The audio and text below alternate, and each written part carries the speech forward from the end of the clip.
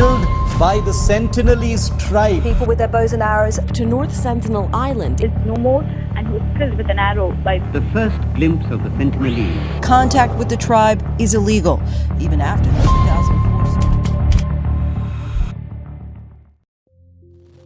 Hello दोस्तों, आज हम आप लोग को एक ऐसी आइलैंड के बारे में बताएंगे जिसे जानने के बाद आपकी आंखें खुली की खुली रह जाएगी। और आज तक उस आइलैंड पर जितने भी लोग गए कभी वापस जिंदा नहीं लौटे। तो दोस्तों, हम जिस आइलैंड के बारे में बात कर रहे हैं वो भारत देश में है और यह अंडमान और निकोबार का ही एक हिस्सा है जो 68 स्क्वायर किलोमीटर में फैला हुआ है। इस आइलैंड में जो जनजाति रहते हैं वो 30,000 साल पहले यहाँ आए थे। तब से लेकर आज तक किसी का भी बाहर के लोगों से अब तक का कोई इंटरेक्शन नहीं हुआ है। ये बिल्कुल आइसोलेटेड आइलैंड है और यह ऐसा आइलैंड है यहाँ पर ना कोई सड़क है ना कोई सुविधा। यहाँ पर रहने वाले जनजाति को बाहर के लोग बिल्कुल पसंद नहीं है। तो MNRQ फैक्ट हिंदी चैनल में एक बार फिर से आपका स्वागत है।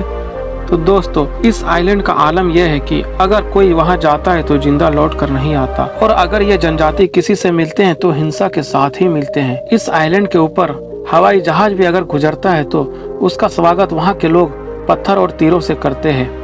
आसमान से नॉर्थ सेंटिनल आइलैंड को देखा जाए तो ये बिल्कुल सामान्य और खूबसूरत है, लेकिन यहाँ पर ऐसा है कि टूरिस्ट भी इस आइलैंड पर जाने से घबराते हैं। शायद वो ये बात जानते हैं कि अगर एक बार पहुंच गए तो वापस कभी नहीं लौट पाएंगे। इतना ही नहीं, टूरिस्ट के अलावा मछुआरों के लिए भी ये आइलैंड बेहद ही खतरनाक है। यहाँ रहने वाले जनजाति ने 2006 में गए इस आइलैंड के कई मछुआरों को मार डाला था। यह जनजाति इंसानों के साथ कई बार हिंसा कर चुकी है। दोस्तों, रिपोर्ट के अनुसार इन जनजातियों को लॉस्ट ट्राइब के नाम से भी जाना जाता है।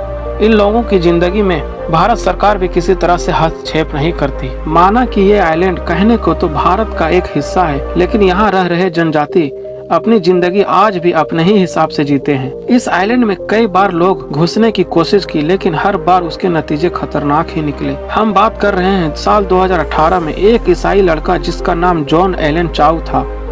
वो एक अमेरिकी नागरिक था और वो अमेरिकी लड़का इस आइलैंड में गैर कानूनी तरीके से पहुंचा।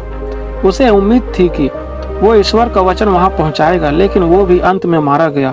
दोस्तों, सेंटिनली लोगों से एकमात्र कांटेक्ट साल 1991 में भी हुआ था। तब एंथ्रोपोलॉजी डिपार्टमेंट का एक टीम इस आइलैंड पर पहुंची थी। इस टीम में TN पंडित और मधुमाला चट्टोपाध्याय भी शामिल थी।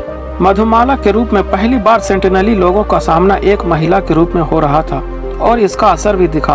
वे तोहफे लेने के बाद मधुमाला की तरफ एक आदिवासी पुरुष ने धनुष भी तान दिया। उसी समय एक आदिवासी महिला ने पुरुष को धक्का देकर तीर चलाने से रोक दिया।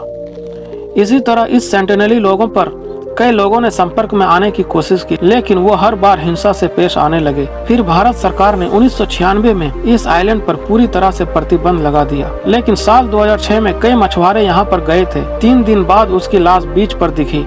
उन्हें बांस से लटका कर बीच पर खड़ा कर दिया गया था, मानव चेतावनी दी जा रही हो। इसलिए भारत सरकार का कोई भी नियम यहाँ पे लागू नहीं होता। मतलब अगर आप वहाँ गए तो आप अपनी मौत का जिम्मेदार आप खुद ही होंगे। तो दोस्तों, वीडियो कैसी लगी आप कमेंट सेक्शन में जरूर बताएं, और वीडियो अगर पसंद आई होगी तो लाइक करें, चैनल को सब्सक्राइब करें और हमें सपोर्ट करें। हम आप लोग को इसी तरह से अजब गजब फैक्ट बताते रहेंगे। तो फिर मिलते हैं अगले एपिसोड में एक मजेदार टॉपिक के साथ। तब तक के लिए जय हिंद, जय भारत।